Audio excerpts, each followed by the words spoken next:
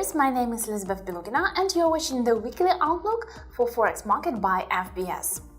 The past week wasn't very successful for the US dollar.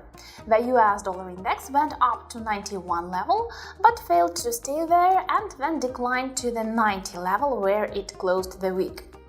The negative factor for the US currency was the announcement of the US President Donald Trump that he is considering plans to impose tariffs on steel and aluminum imports to the United States, and this raised concerns about the possibility of global trade wars.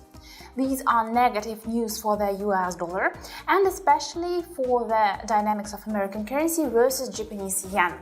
So pay attention to China. If the talks about the tariff intensify and the tensions intensify, then the US dollar will suffer and dollar yen may go down to the levels of 104.75 and 103.80. As for situation in Europe, German Chancellor Angela Merkel managed to form a government after she reached agreement with her coalition partners, Social Democrats. Now the source of uncertainty has diminished in Europe as the main economy of the euro area is now more stable.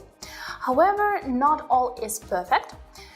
This week we will analyze the results of Italian parliamentary election and we don't have the final data yet, but according to the information we have now, the Eurosceptic parties have good results in these elections, although no single party has a decisive majority in Italy.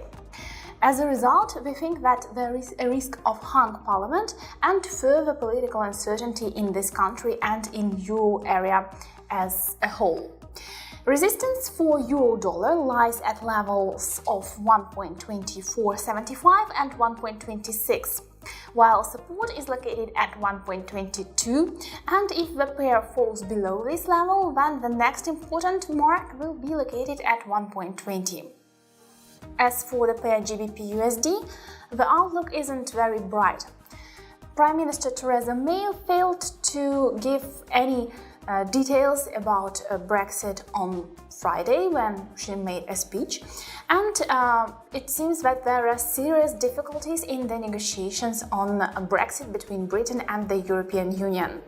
We will continue to follow the news. If GBP-USD currency pair continues to stay below 1.38, then it will be vulnerable for decline to such levels as 1.3650 and 1.35. Now let's have a look at the economic calendar. This is an interesting week because it is a week of central bank meetings. The Bank of Canada will meet late on Wednesday. The regulator is expected to keep interest rate unchanged because the recent economic data from Canada were worse than expected. In particular, GDP figures for the fourth quarter disappointed the market, so no changes are expected this time. However, analysts think that we may see some rate hikes in Canada later this year.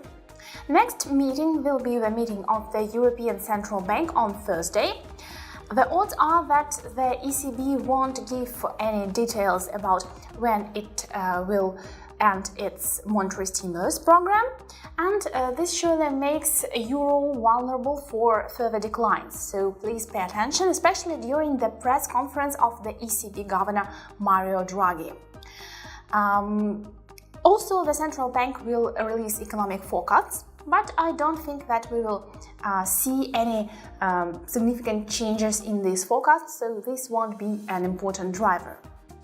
On Friday, there will be a meeting of the Bank of Japan, and the regulator is expected to maintain its current monetary policy despite some better than expected economic figures from Japan and despite some recent comments of Governor Kuroda. We don't think that the meeting itself will be positive for the yen. Japanese currency will just be strong because of safe haven demands and the trade tensions. In addition, on Friday there will be release of American non-farm employment change data, also called NFP, and every time such release happens there is great volatility at the market, so please be cautious. And the most important indicator in the group of the US labor market figures will be average earnings. So if average earnings disappoint, although the NFP comes out strong, the US dollar will suffer. So to continue recovery, we need to have good data for average earnings in the United States. Thank you for your attention. This is all for today. And if you liked this video, please press thumbs up and also visit fbs.com for more market analytics and forex news.